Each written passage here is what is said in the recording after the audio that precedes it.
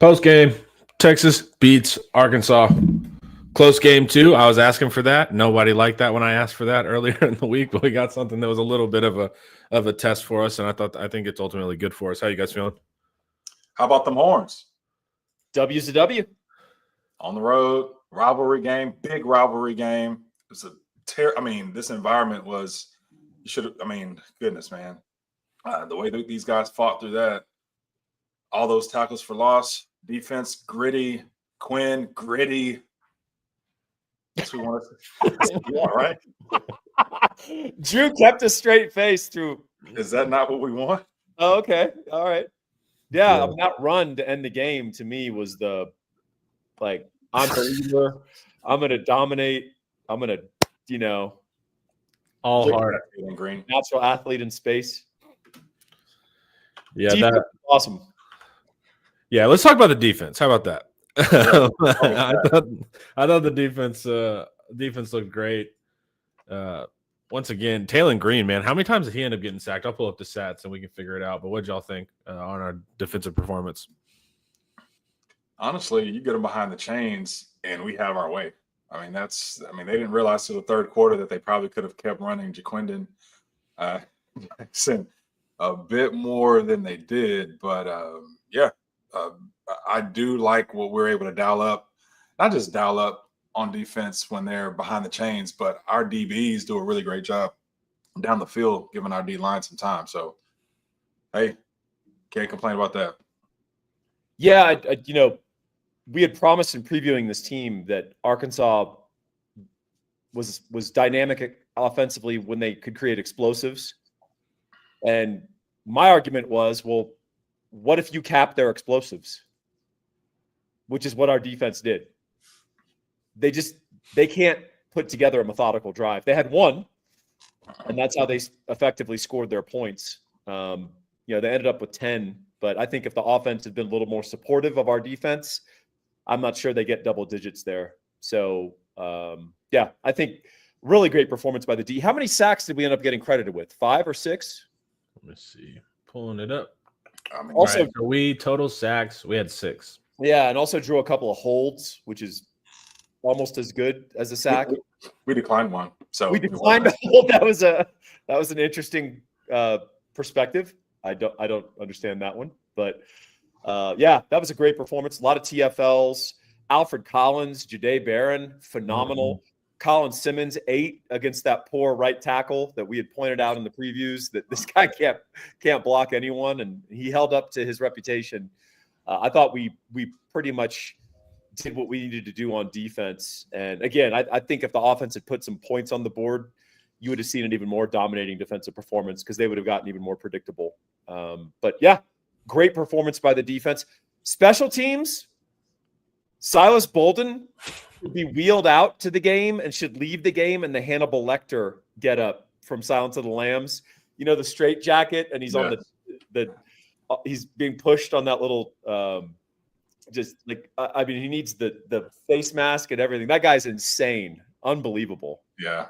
I've said this weeks and weeks ago after he was new to us early in the season. So it was just heart attack after heart attack, but he does have he still gives heart attacks, but he does have an affinity for just being able to get control of the ball in the most awkward circumstances, but he should do it. Who dares wins, right? He believes that credo. The most nerve-wracking ways to do it, but he does it. He hasn't messed up yet, man. Also, Matthew Golden, touchdown maker. 8 touchdowns on the season, 2 this game. Strong hands. That sprint out pass. Quinn's best pass of the game, by the way. That sprint out pass on the goal line. Golden has strong hands, man. They've done that all season too. That's been a really strong red zone play for them. Yep.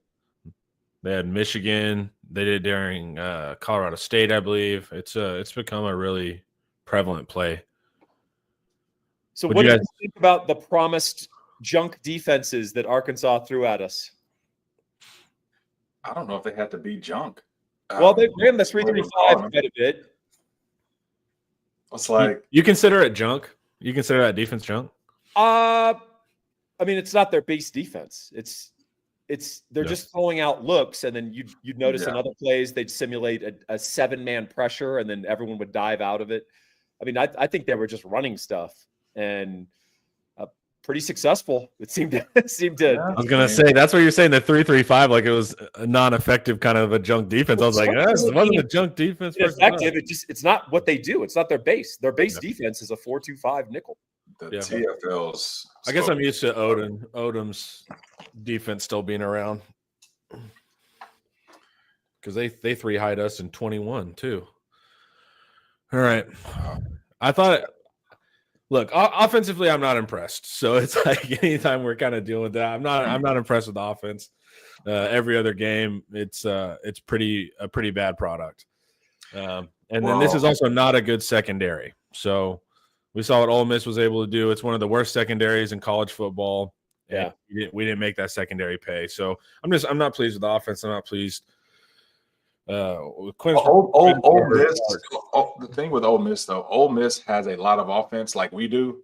They're just better right now at running all of their offense, and so that makes it much tougher for Arkansas to defend. We have a lot of offense, but we're only really good at certain things, and some of it is just Sark just scheming wide open receivers. That helps. If we didn't have that today, we probably would have been a different game altogether. But at the end of the day, I think the difference between us and Ole Miss is actually good at running all of their offense through and through, and their defense is nasty too. But what are we good at? What are we really, really good at? What do we know we can go to besides Sark just scheming up some things, getting the running backs open, and I feel like we're good situationally. But just driving down the field and just having a cohesive, just without the defense just busting, we have not just imposed our will on defenses. Like today, Golden being wide open on that first touchdown. Was it Golden? Where it was just no one was even around him? Yeah. Yep. So it's that part, right? It's just we got to have an identity. And right now we're just off on a certain layup, free throw type passes that should be routine. Yeah. But if you're saying every other game we're good, Connor, I'm not really liking that because we got Kentucky next week, and then the game after that, we absolutely need to win on the road. Yeah, that's where it's gonna absolutely matter. I think Kentucky will be fine. I'll call out one offensive player I thought played well. Jaden Blue. Other than putting the ball on the carpet, he ran the ball well. He maximized several runs. He had several runs that were beaten at the play call, and he turned it into positive gains, including late in the game.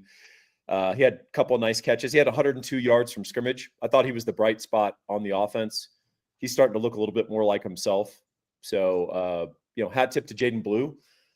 Quinn Ewers, when I look at this, I'm going to have to rewatch it. But, boy, Arkansas had several sacks. I wouldn't attribute any of them to the offensive line. And I'll leave it at that. You can go with that where you wish. Yeah. Quentin, thank you. Ole Miss can throw deep outside. We can't.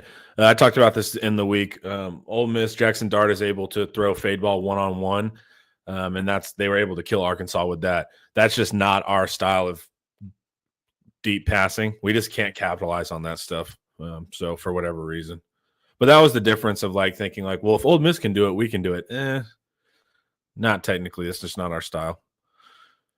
Let's see. Y'all think you're supposed to win every game by 40, grow up, and SC close wins happen, get used to it. Okay. Wait till the playoffs. You're going to see that when it doesn't scale. You're muted, Drew. There's no question we can win the playoffs and win every game playing like this. We're not saying that. At the end of the day, the standard is the standard. I think Sark tweeted that out this morning, 2 hours before the game. The standard is the standard. Yes, we got the win, and yes, we're going to celebrate this win, but if you experience what we experienced while watching the game, we were not playing to a standard that I think we should all expect at this point. So I get it. Yes, we expect to fight. We expect a great win on the road. We're not dismissing that at all. But, yeah, the standard is the standard. And when you have multiple drives where you're just not meeting the standard, you can't even credit the defense for doing something great because the offense isn't doing what they need to do, then yeah, we're going to talk about it. Yeah, I will say I thought Quinn played better in the second half. Yep. The first half, 15 of 23 for 100 yards and a couple of self-sacks. I mean, one of them, he ran into Cam Williams' ankle and fell over. So I don't know what that was. He's going to lower Kelvin Banks' draft stock. I know. That's what's driving me nuts. Banks gets credited with a sack where he basically ran into Landon Jackson. I'm going to say that NFL Draft Scout is going to have enough sophistication to understand what happened on that. No, at least we'll get stats. In the second half, Quinn was 6 of 9 for 76. We ran the ball, obviously much more sort of a game script, game context. Yeah. And look, he didn't turn the ball over. We didn't give Arkansas any short fields. Right. These are kind of minor victories, but these are things that influence games and they win games, man. They win the game. Ultimately, if your offense doesn't put a defense of this quality in a bad hole repeatedly, you're going to win the game. It's just going to be not a ton of style points, and you take a double-digit road win in the SEC and you move forward. No one's gonna complain about it. No, except us. I don't know, Paul. Great teams cover. Great teams cover. Believe me, my bank account agrees, Drew. Yeah, Paul was not happy with that victory formation. No, I thought we should have thrown to the end zone 3 times or kicked the field goal to cover 12.5. Hint, hint. Yep. I was going to lay off this game for all these reasons. And then when it got down to 12.5, I was like, oh, come on. Come on. I'm going to fire on that. And I was on the other side, though. Dang it. I'll take the W. I just thought Arkansas could run the ball, not in a way that would hurt us, but in a way that can control the clock a bit more and extend some drives. But it didn't play out that way. We gave them the opportunities they had, walking into sacks and whatnot. Well, speaking of that, that clock really ran in the second half, didn't it, Drew? It flew by. I mean, it flew by. It flew. To our benefit. They ran the ball well in the second half. I mean, that was a part of the thing that helped us out. But as well as they ran the ball, we had a lot of sacks. It's funny when you look at the average per rush for Arkansas and you see 2.4. It's dominant, but most of that is sack yardage, right? Yeah, we did actually a great job on Talon Green. Their rushing yardage was their 2 running backs. They combined for 18 for 86, so just under 5 yards a carry.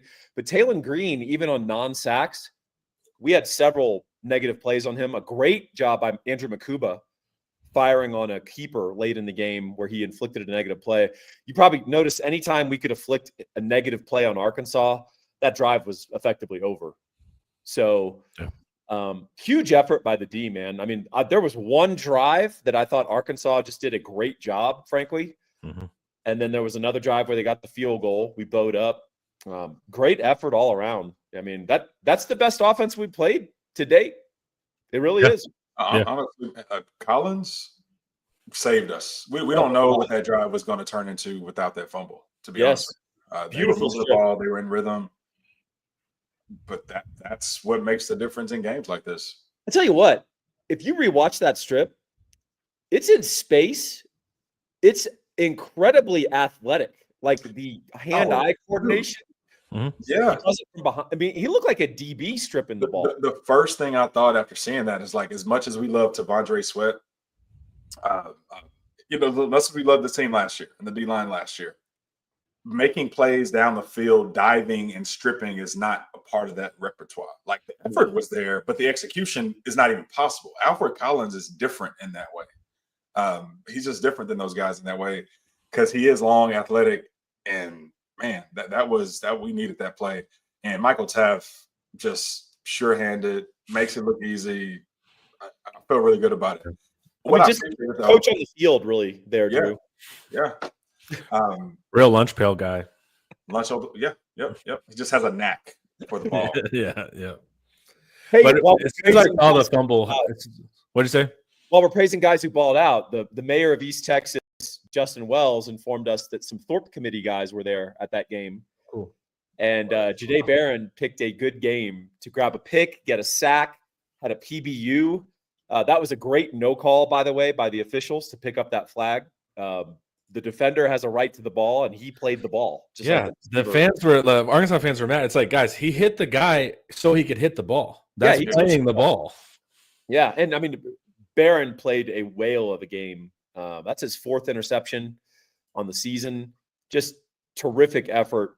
Just what a great player. And like when you see him interviewed, obviously a smart guy, obviously a dude who gets it at multiple levels. Just like a good Longhorn, man. Like we should be proud that dude wears the orange and white. Yeah, I'm proud of him. He's the thing that stands out. And I mentioned this in our chat. I remember the whole production of him wearing number 7, and Huff handing him the jersey. It was one of those things where, in him coming back, I was excited about him coming back. A lot of times when you see that type of production and just it was fun for them to do it. I made a comment. I think number 7 right now, at least for this team and the way he's impacting this team, he's balling, man. He is matching, if not going to elevate, what number 7 means, considering the way that they elevated that number and the way they presented it going into the season, and him switching to number 7. I really feel like he's lived up to it. I haven't been paying much attention outside of Travis Hunter, who hopefully just goes for the Heisman. Yeah, that Travis Hunter is a complication, right? John A. Barron is. I would say let him have the Heisman. That's what I'm Heisman. Yeah. By the way, Travis had a pick today, Mm-hmm. 5 catches for 55 yards, and like several incredible lockdown plays where they're putting him on an island and then just shifting all the rotation of the defense to the other side. This dude's going to finish the season having played over 1,000 snaps. Yeah, he started today over 1,000. Yeah, it's incredible. When I was watching Fanatic Perspectives live, Dude he weighs 168 pounds, dripping wet. Unreal. I was watching Fanatic Perspectives lives, and I didn't know this, but he was saying that he's not able to go to the defensive meetings because he has to do offense. So they're just giving him like back of the napkin level knowledge of the defense, and he's still going out there in his coverages and killing guys. That's pretty crazy. Yep. All right. Before we keep going, guys, let's hear a word from our sponsor, David McClellan. I'm just going to say, guys, you probably need a fiduciary financial advisor, and I've got the guy for you. His name is David McClellan with Forum Financial. He works broadly and deeply with his clients as a financial life coach, and he should know something about coaching because he won several national championships as a swimmer for the University of Texas. He specializes in financial planning and has contributed numerous articles to Kiplinger on the topic of retirement tax bombs. So contact David today to be your fiduciary financial planner and schedule a 1-hour consultation to assess your financial situations. The free consultation is available, so just give him a call. The number is 312-933-8823. That's 312-933-8823. His email is also in the description below. All right, let's hit some comments. Feels good to get a win, man. When we needed to dial it up, the offense came through. That's championship medal on the road with the playoffs on the line. Yeah, every game from here on out, the playoffs might be on the line. So They are. it's only going to get big. The butterflies are only going to get bigger. Yeah, there's going to be 2 different conversations that we're going to have internally as Texas fans, supporters, followers, and what the rest of the world's having. For us, we know what we can be when everything's clicking on all cylinders.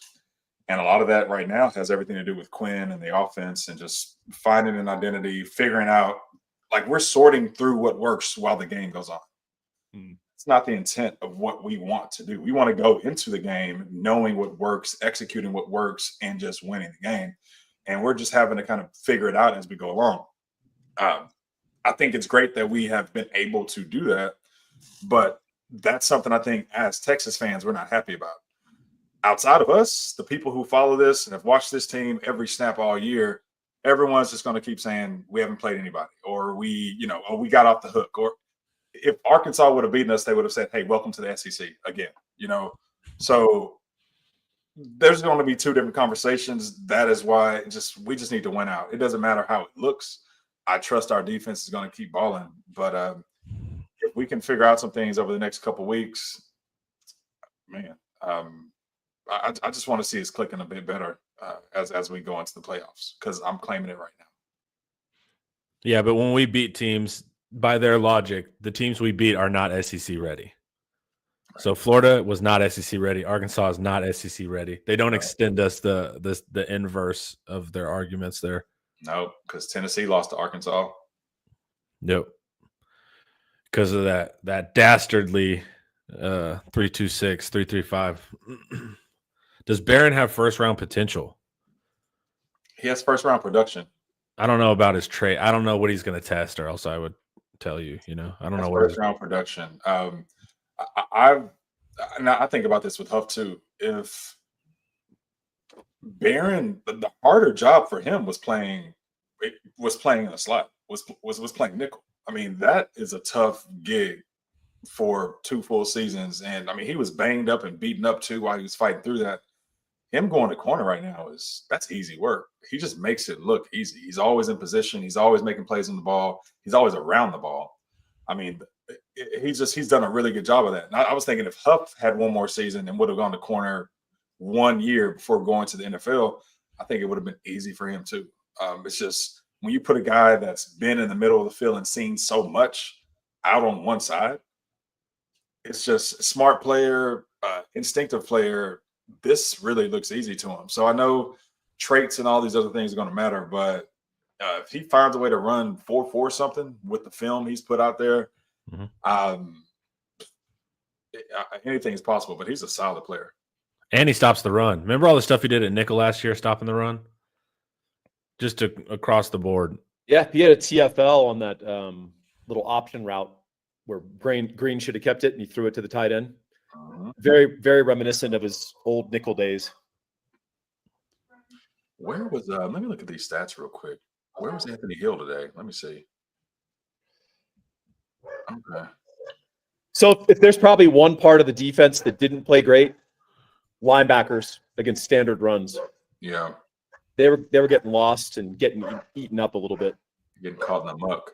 It's like they get 5 yards before they sniff out where they're supposed to have leverage and where they're supposed to make the play. And by that time, Arkansas's offensive line, by the way, Arkansas's offensive line did a really good job because these are the sneaky yards you get, especially when you have big backs. When the O-line can already get enough push, but then they're going to push on top of the push at the end of the run. Yeah. You turn 4 yards into 7. You turn 5 into 8. That makes a huge difference. They did a good job of keeping them in the game, in the run game.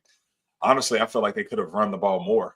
Every time they decided to throw it on first down, I was happy about it. So doesn't mean our run defense isn't good. It just means there are certain advantages. Teams just it's almost like they don't want to lean into it because they know they can't beat us by just running. They don't think they can, but who knows? They'll go back and watch the film and probably want to have it back.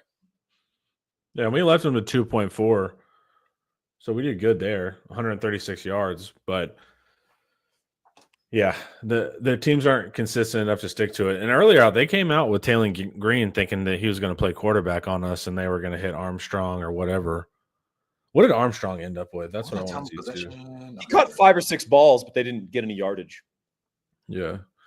8 targets, caught 6 for 74 yards. Yeah. Good game. That was it. That was their passing game. Yeah, it was non-consequential, but that is their passing game. Well, that's what we said coming in. This is the guy to stop, and then the tight end. They never got him in play action, so that was interesting. Yeah, we didn't see Haas. What did he get? How many targets? Just 2 targets. Yeah. And was it Satania that fumbled? Were you a little surprised by Arkansas's initial game plan?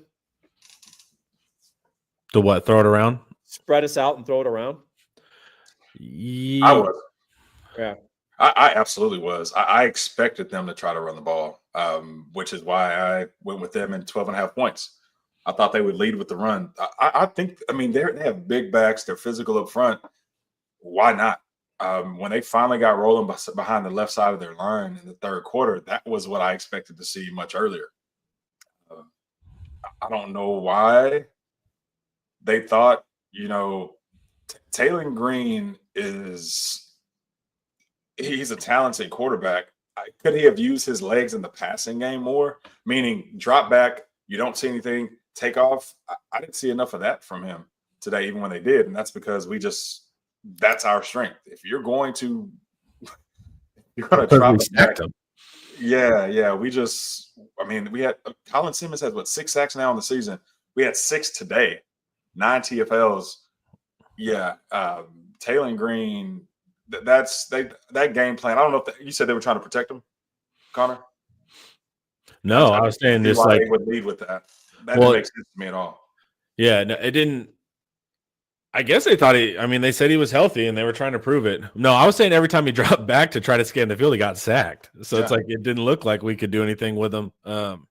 He just looked rattled, dude. Well, anytime they dropped him back on a standard passing down and we're in zone looking at the quarterback, that's a losing down for them because you're asking him to make throws between spaces and spots, and he telegraphs his throw, and he's not a quick read guy, and they don't have a lot of receiving options, right? So, and our secondary is pretty high IQ, so it's not a winning formula to keep running over and over. And that 6'7" Arkansas wide receiver, man, that guy sucks. Broden, he can't catch, dude. Like, and you saw the Jade pick, same thing. They threw it at him. He could have caught it, and he ended up with a Jade interception. But if you watch his spring tape, man, like his highlights and stuff, he makes incredible catches in spring ball. So you think like you see why he's on the field. What'd you say? Did he not get a catch at all? Let me see with Broden. I'm looking at the stats. He didn't get a catch at all. Yeah, sounds like Broden. He's 6'7", has really remarkable hands in practice. I've seen the tape. But dude, this year he's the worst in the SEC. He can't catch anything. It's insane. I think it's because he's against type. If your last name is Broden, you should be like a little white slot receiver. Yeah. But he's a 6'7" outside receiver that apparently can't catch anything. Shifty, savvy. Exactly. Broden. Dude, he doesn't. Yeah, but that's the risk too of like I thought our Iowa State would do this too, where they would. What was the wide receiver that they would spam year after year after year? Oh my gosh! Somebody in the chat will get it. I mean, he always had like 50 more targets than everyone else. Who's that? Just launched it up in the air. The Iowa State receiver that they played for years for him recently and was always getting targeted. They would just throw it up to him. Hail Mary. Was it Hutchinson? Hutchinson. There we go. Oh, Hutchinson. Yes. Oh my good. Oh my God. And but this is similar to Arkansas, how they're doing that with Armstrong. So if you can just like take one out. Xavier Hutchinson had a game where he had 22 targets. And I think he threw the ball 33 times or something. Yeah, and that's what they do with Armstrong essentially. So that I don't get why you become that over reliant on a number one receiver. He's a damn good one, but it seems like if you face any secondary, they can X him out. Then what do you do then? So Arkansas they play Louisiana Tech. They've got the SEC,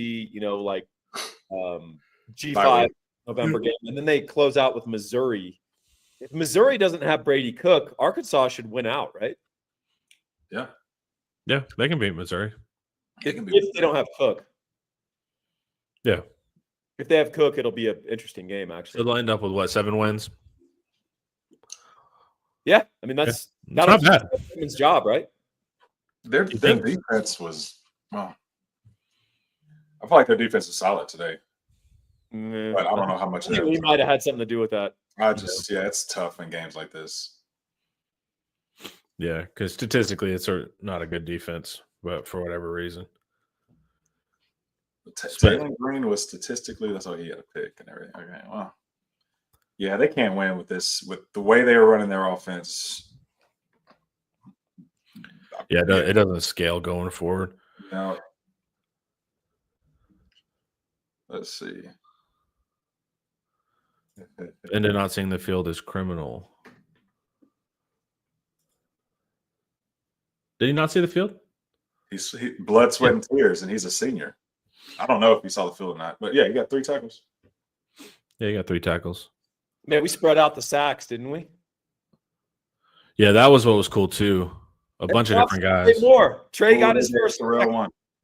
Yeah, Trey finally got his sack, dude. He got a sack, and he also drew a hold. He played well. He's played well 3 games in a row now. So he has.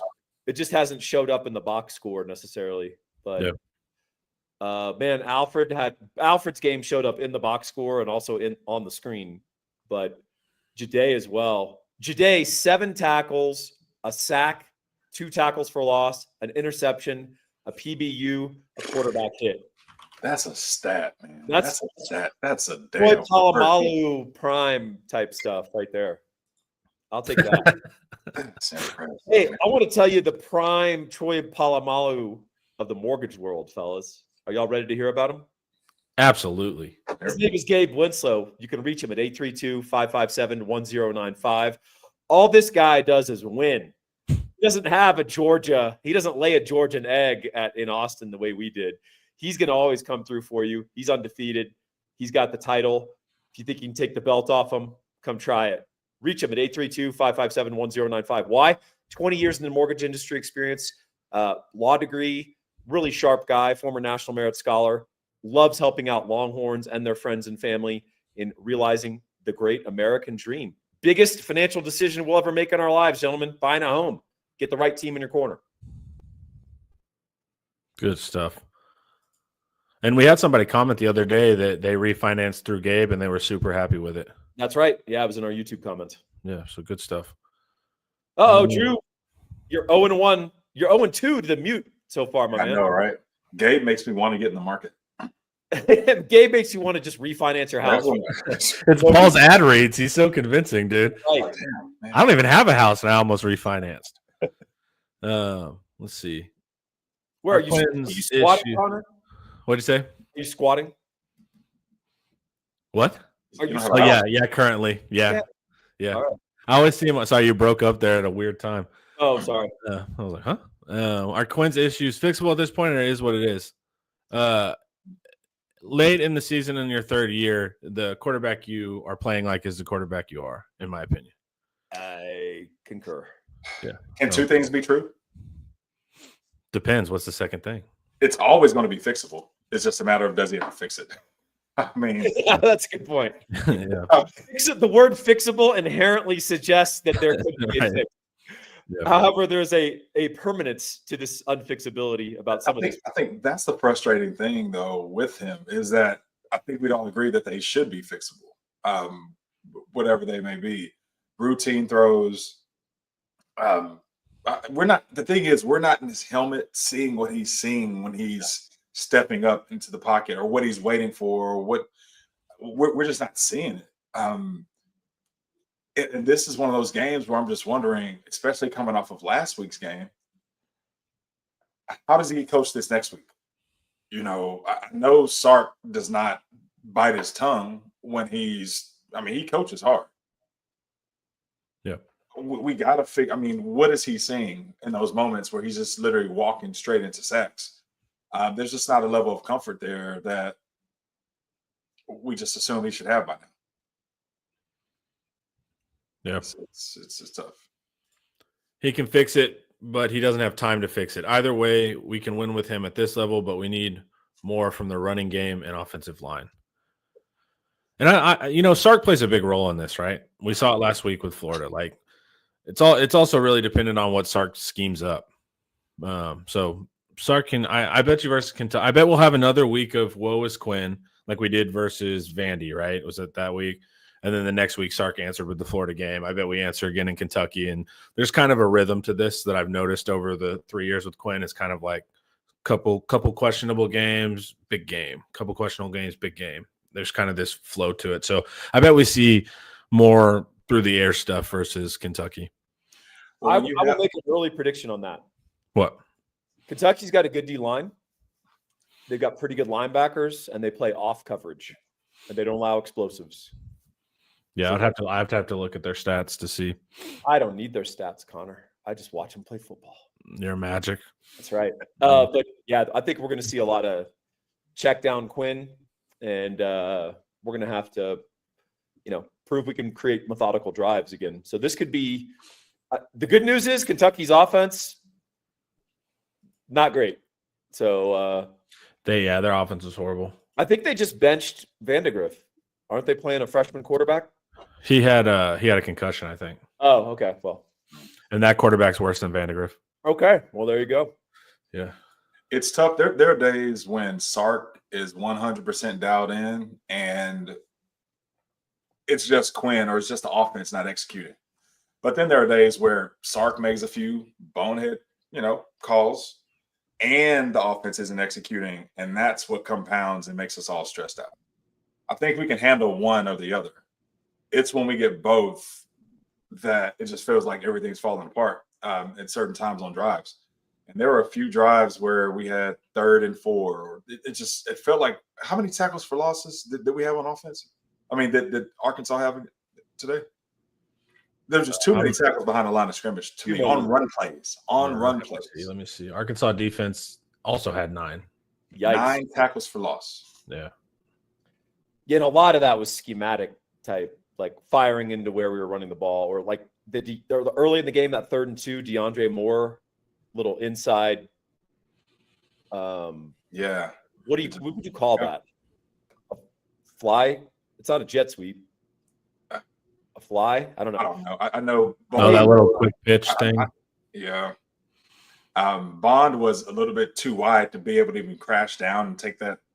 I don't know if it was a linebacker or a DN, just out of the play, and he came straight at the line of scrimmage. Just why not? You see a guy coming in motion, they snap it, just go hit him.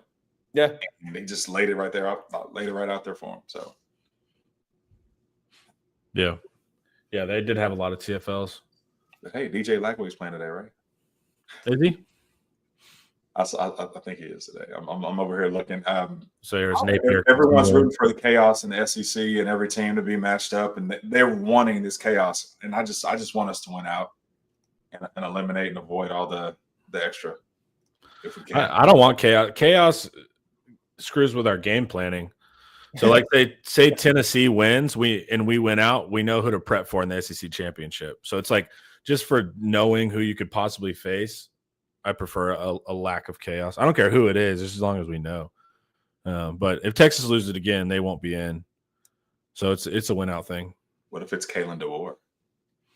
That'll be a tough game, man. Like Kalen has had Sark's number for sure. I don't like giving Kalen game planning prep time. Nope. Yeah, he's talented. But I think Georgia wins tonight. What do you guys think? Dude, everybody's injured. Georgia is down to 1 running back. Did you know that? No, I didn't. I know Etienne is out. Etienne's out. Is Frazier out too? Frazier is in. He's the true freshman. He's going to carry the whole load the entire game. This should work in college, but then there's games like this that make you question yourself. But I feel like I always go with the more experienced quarterback, especially in college. You have a experienced Carson Beck. So for me, if I'm on the fence, I always go with, okay, who's the quarterback I can trust? The one theoretically. Well, it's not Carson Beck and it's not Nico. You can trust neither quarterback. Yeah. So here's what I did, Drew. I bet the under. I bet the under first half, 24.5, and I bet the under for the game. So what happens when I bet unders, I'll get the handicap correct, and there'll be like 3 pick sixes. And I'm like, Great defensive day, like you expected. You were right, Paul. That's it. The problem is the defense is too good. The defense is allowed to score. So, Drew, does the grass make that big of a difference? The grass was ass today. Depends on your Arkansas deal. needs a yard, man. Yes. Now, I grew up playing in HISD, and, there wasn't really much maintenance of the grass. It'd be a little muddy in the fall. That's when it felt the weather we have today. That's when this weather was like this in like late September. We don't get that anymore. We don't get fall weather until late November. So, but yeah, it does make a difference. It makes a huge difference. At the end of the day, it's even playing field. So I don't want to hear about it. Both teams are playing on the same grass, but it does make a difference. I guess they just grew it out during bye week. Do they not always have it that long? They've had time to grow it out, I guess. That's how it works. That's more Quinn stuff. Yeah, it's mostly all Quinn. We're breaking down his mechanics. So, like Joe Cook, new father Joe Cook, congratulations. Shout out, Joe. He's thinking that our game against A&M is going to be a morning game. I'll take that. Why? Egg Bowl is traditionally at night. I don't care. I mean, I'm just saying. No one cares about Mississippi State and Ole Miss this year, but Yeah. No one will be pissed. No one. if he's wrong, blame him.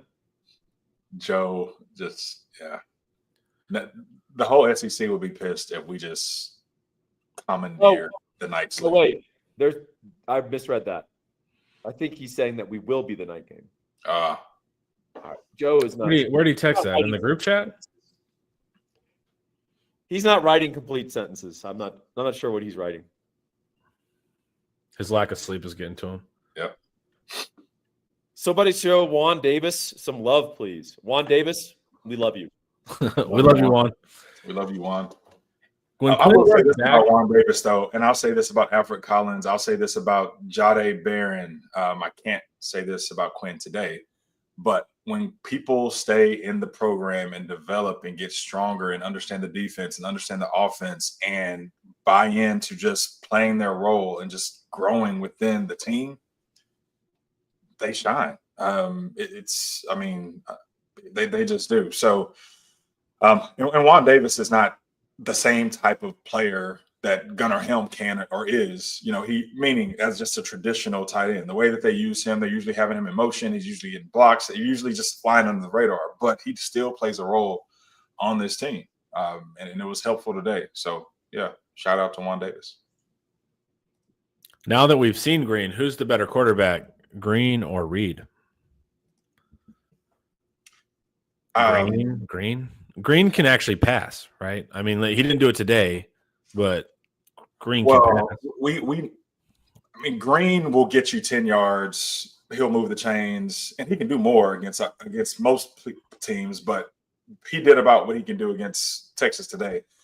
Reed, I don't know if he's going to complete the volume of passes. Like, I don't know if you go with a game plan where you're going to throw on 1st and 10 with Marcel Reed. They did that with Taylor Green. I just don't see that being a part of the game plan with Reed. So, but they felt like they can do that with Green today, which, okay, I'll take it. One interesting thing about Reed as a positive, he doesn't turn it over. He's had one interception all year on 109 passing attempts. And then he's ran for 334 yards, 68 carries, 5 yards a pop, basically. So he's done a pretty good job. Now, they don't put him in a lot of situations where he's scanning the field, making reads. Right. But, yeah, look, I think that's going to be a tight defensive game. It's going to be excruciating to watch. But, yeah, no one's lighting up the scoreboard in Texas A&M, I don't think. And if someone does, it's probably because Sark puts together an amazing game plan. Yeah. What are our special team stats? How do we punt today, guys? I don't think we punted very well, did we? Texas punting here, baby. All right. 239 When you start talking about the A&M game, I start thinking about special teams and field position. And yeah. What was his average? 39.8. Yeah, Kern's not been really getting a hold of the ball. It's a nice way to put it. The Arkansas punter's little panic 8-yard punt was pretty sweet, though. I appreciated that one. Yeah, that was super cool. I don't even know how he did that. He tried to take off before he did it. Also, shout out to the discipline of the kickoff coverage guys. Arkansas tried to open with the little handoff on the kick return, and we snuffed it out and stuffed it. Had another stuff on the 14-yard line. So anytime you could start someone behind the 20, that's just a huge advantage for our defense. So good job to kick coverage, guys. I just think about, I remember the days of doing that kind of stuff in practice, the trick plays where and in practice, you get so excited and you tell yourself, like, we're going to score a touchdown. We're going to catch him with this. You convince yourself in practice that you're going to score. What? Is that Ian Boyd's music? What up? His walkout music. What's going on, Ian? What y'all been talking about? Just football. Juan Davis. Just talking about the prediction that Ewers was going to throw for 400 today and did not happen. Yeah, not quite. How many you could do some pretty nasty statistical summaries of his yards per attempt in big games this season. Hey, you got an article, man. You got an article this week to write. All games are big games, Ian. There's only like one game where his YPA has looked anywhere like you would think for a third-year starter in a Sark offense with NFL talent to throw to. Yeah. Yeah, what were your don't give away your 5 quick thoughts, but at least give us 1 or 2 of them. I mean, if they had a NFL running back on this team, it'd be okay because they would just be able to run the ball and control games with run game and defense and have a pretty good shot at making it a few rounds in the playoffs. But I think this offense against any playoff caliber defense, I think, is going to be kind of scary. And I don't know how anyone, I don't know what you guys have been talking about, but I don't know why you would have a whole lot of confidence in this offense going up against an Ole Miss defense, or certainly a Georgia defense or a Tennessee defense. I don't know about an Ohio State defense, an Oregon defense. Take your pick. Is there one that you would be for sure Texas is going to break 20 on this team? BYU, baby. Every single one of them. And the fact that you would talk about us like we're not winning the national championship is absolutely sickening. The point is our defense will get us enough turnovers and enough opportunities to be able to score points. I really think our defense is what's been the difference maker on a lot of these drives, both from a momentum standpoint, but also just from a field position and just opportunity standpoint. So I don't know, we talk about complementary football. I'm not sure our offense would have produced what they have produced this year if it wasn't for our defense. Literally just, here you go. Here's another try. That's made the difference this year. But you're right. It's kind of similar to 2009, only instead of the bread and butter being Colt make something happen with Shipley, the bread and butter is screen passes. Yeah, it's true. I couldn't believe that Arkansas gave up that big gain on 3rd and 12. 3rd and 12. Yeah, but I mean, it's hard. This team runs screens so well. We also know our team, and we know that was going to be a screen. Whereas Arkansas is thinking, they're protecting the field and thinking about their pass rush, right? It was a bye week. They should have known. They should have known that they weren't going to drop back pass with Quinn there. Should they have expected the zone read though, and Quinn to keep it? Well, we got him at the end. I don't blame him for that one. That was a great call. That was scary. Quinn was juiced up. That was a winning play. Yeah, he went heads up again. I'm like, dude, ever since Houston last year, I'm like, quit going heads up with guys, man. But yeah. But Connor, if he had been hurt, then you get to see Arch. Don't start. Don't start. And then everybody in the comments that doesn't like Quinn gets what they want, and we can find out if it would be different or not. Ian's instincts for driving clicks is impeccable. I love it. Yeah, it is. Mediocrity wins championships. What's mediocre? If mediocrity wins championships, the Horns are destined for greatness. Oh, we're 9-1. Relax. And our defense is elite. And the best salty defense. Yeah. This is elite. Man. This is what happens though, and no offense to anyone here. Fantasy life, I get it. I'm frustrated right there with you with some things, but I forget this as a fan, but it's hands down, this is your mentality as a player. If you respect your opponent, if you respect Arkansas, you respect Taylor Green, if you respect Jaquindon Jackson, if you respect what they did on defense, if you respect that you have to show up and play well to win a game. And we didn't play. We played fine. We just didn't execute on the basics in certain cases, and it extended drives or gave the ball back to the offense, back to Arkansas.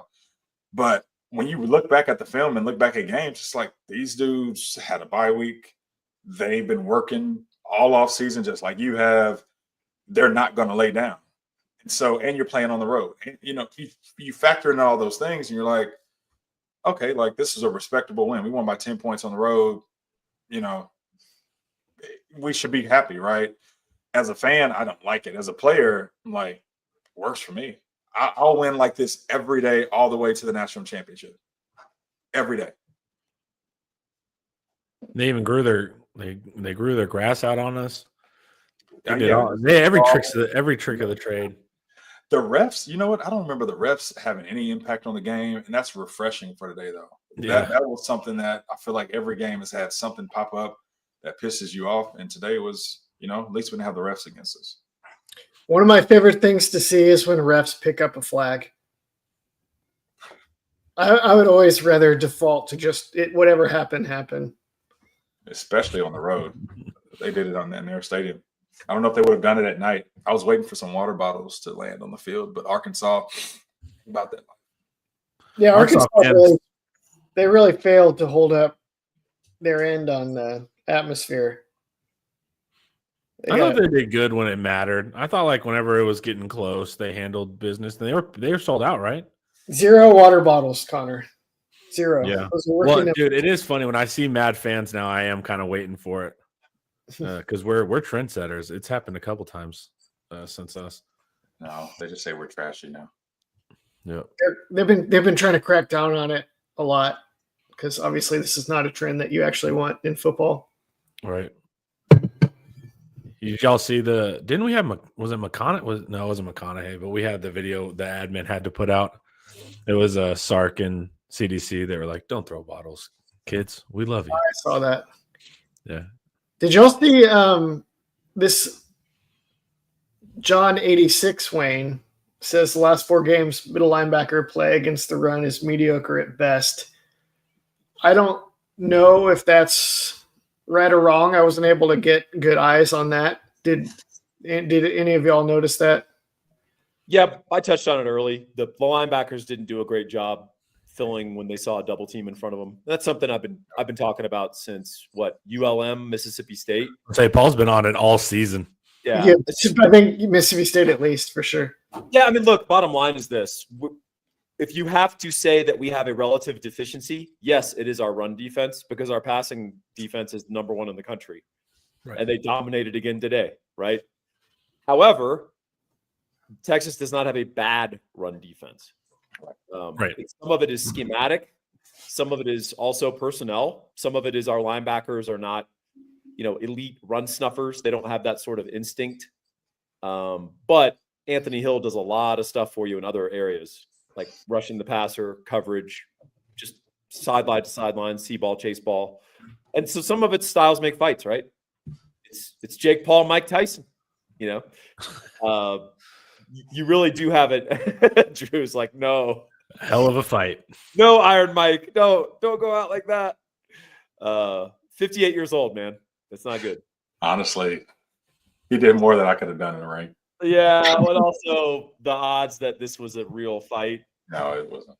Debatable. But in any event, there's just certain run games that are going to give us a problem because of their structure and their nature and what they ask you to do. And then there's other run games that are actually better on paper, but because of what they do, because they are attacking space and you can see what's happening and Anthony Hill can just chase, we're going to do much better against them. So, it just, look, there is not a perfect defense, and we don't have a perfect defense, but we have a really good defense. Well, I mean, we're 16th in the country in opponent yards per rush. Yeah. And that's giving up 3.4. Today we gave up 2.4. So it's going to even improve. I mean, we did better than our average. So it's like we're just used to last year, like Tavondre Slett, like no one shall pass. So it looks a little different, but we're number 1 in the nation in pass and 16th in rushing on defense. It's incredible. I don't think it's pretty normal for linebackers, especially Texas, to be upperclassmen before they feel fast and confident behind double teams. Like Jalen Ford was a wait and see guy until his last year as well. They were just that's tough though, because for me, I feel like they're being coached to do that. Yeah, I bet so. I mean, because the double team is not going to come off until you force them to come off. Either the linebacker has to come up, or they're going to get, or the linebacker, or the lineman is going to know that his bro next to him has good leverage and good position, and then he'll come off. So one has to happen first. The linebackers in an ideal world, once they see they can move, they can react and pull that lineman off and sometimes beat him to that gap. We just don't see enough of that happening. There's usually 5 yards down the field before they're finally kind of fitting where they need to fit. And it hadn't hurt us, but it doesn't look great on the plays when it happens. If they'd been able to stick with Jaquindon and give him like 20 to 25 carries, I think Texas could have been in trouble. Yep. But they couldn't. They couldn't. So tough luck. You know, got a Thorpe Award winner. Jade bearing A-gap blitz was Nansen. Does someone have a cat? Yes, Ian has a cat. Let me go feed that thing real quick and I'll shut up. No, you're good, man. We only got like 4 minutes left. You're good. No, but yeah, I'd heard it a couple times too. And the cat lives upstairs, so he's right in the cat's domain right now. You feed the cat? You don't want like neighborhood mice. I would just let it forage. Yeah. Honestly, that's one of the most impressive things you can let a cat do. But that's another topic for another day. Free range. Do you have cats, Drew? We have 2. Oh, I don't see you as a cat guy. This is interesting. I never was my entire life, but here we are. All right. That's what happens when you have kids and a wife. Kids, wife. Yeah. Well, the defense showed up. Too bad the O-line didn't. Yeah, you're right, tackle, man. We gotta watch out there. Colin Simmons, like they were like his elite pass rush. All he did was run and swat the guy's arm. There was nothing special. Literally, like my son reaching for dessert before he's had his vegetables, and you just they were like, look at that pass rush move. He just sprinted and smacked his arm. Ran by him and went like that. Yeah. Colin Simmons has a bag, man. Like there's a one-track mind, and there's a lot of guys who just would have tried to just dip and go under that arm. He's like, no, I'm not going to give you a chance to even get this hand on. He just swatted it. Like he's young, and he's on pace for having pass rushers is, man. Yeah, Pigpen, I do think you're right. Your defense did show up, particularly schematically. You know, Travis Williams, your defensive coordinator, he's very hit or miss. But when you have sort of a secondary that's not great personnel-wise, right, you got to try stuff. Like, you got to game plan every opponent. And sometimes you have a great game plan against Tennessee and Texas and Auburn. And then sometimes Ole Miss drops 63 on you. And sometimes Ole Miss whoops on you. That's just the nature of it. I like a defensive coordinator or a coordinator who has inferior material, who will try stuff and not just accept it and sort of blame the players of like, well, we're running my base defense and the players aren't good enough. It's like, hey, try some stuff. So Travis Williams did. Hat tip to that guy. They also said the secondary jobs were all open after Ole Miss, and they actually did change like 3 starters out. They changed out a couple of their safeties. Yeah, and so I was like, oh, they actually did, because normally that's just coach talk, No. I was like, they actually did switch it out. Got to give us credit. We all thought it was going to be over in the first quarter. Don't lie. No, I didn't. Nope. Not with how our offense was playing, but yeah, we watch our offense, Big Ten. We didn't think it was over. They didn't get enough points on the opening script. Yeah. They got 10 points, right? If we'd gone at halftime 21-0, it's over. Even 17 would have felt 17 even, yeah. But no, 10-0, Arkansas could still, stick to their knitting and run the ball. And that's what they did. Getting the mix. Is Taylor Green going to be one of these players that we just keep watching and just waiting to be like, man, this guy could be one of the best players, or be just a really dynamic player, but we never really – but watching him play, it's like it's all there. Like there's certain things that are there. There's certain things that need to be coached. He's athletic. I just don't feel like they lean enough into what he does or what he can do great today while he develops other traits for later. I don't understand his indecisiveness, and I wonder if he's being coached that way. A lot of things made Vincent Young special, but one of them was drop back, look, nope, gone. And he decisively would just plant his foot and head downhill, right? Like, I'm running. Talon was kind of like, are we trying to turn this dude into a 3-read quarterback? I don't really get it. Yeah, I don't get it either. VY was like be run.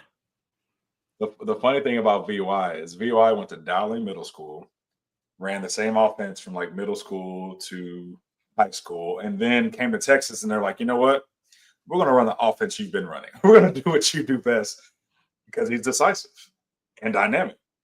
And I think that's what made VY special is they lean into what he does well while he developed the other traits. I just, when I see Taylor Green, I see a guy who there's some things we know he can do well and kill defenses with, especially with the run game.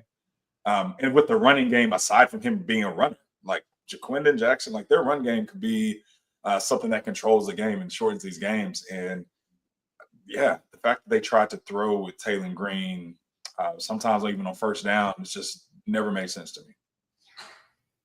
Yeah, against the number one passing defense in the country, it just strategically doesn't make much sense. He reminds me of Spencer Sanders in high, low, lows. Like really cool, good play, wow play, and then really, really like head scratchingly dumb play. And he just like he never steps up. He's always hanging around the back of his tackles, you know. And so like that's a big issue too with Green. But like we said, watch his highlights, you'll be terrified of him. Watch his lowlights, you'll be excited to play him. So I thought that was kind of what we got. But I mean, we shut him down completely. I was impressed with how well our defense did. Any final thoughts, guys, before I let you out of here? How about them Horns? What do you think what would y'all bet is the line in College Station as of now? Right now, it's about to change, but it's Texas minus 9.5, which is not correct. That's going to go to I'm taking that. Under a touchdown, you think? Yeah. If you get the Aggies plus 9.5 against this offense, you want to take the Aggies. I need a new book. Even if you think Texas is going to win. So, but yeah, this will certainly go under a touchdown. But hey, A&M's going to play. They might go lay an egg against Auburn. They might. They might. We'll see. And is today Auburn for them, or is it their FCS game? Oh wait, they played New Mexico State today. Mexico State, yeah. So they're going to win 45-3 or something. FCS light. Yep. Able to prep for Texas for a while. All right, cool. All right, good win, guys. Fans, have an excellent weekend. Enjoy y'all Saturday. Peace.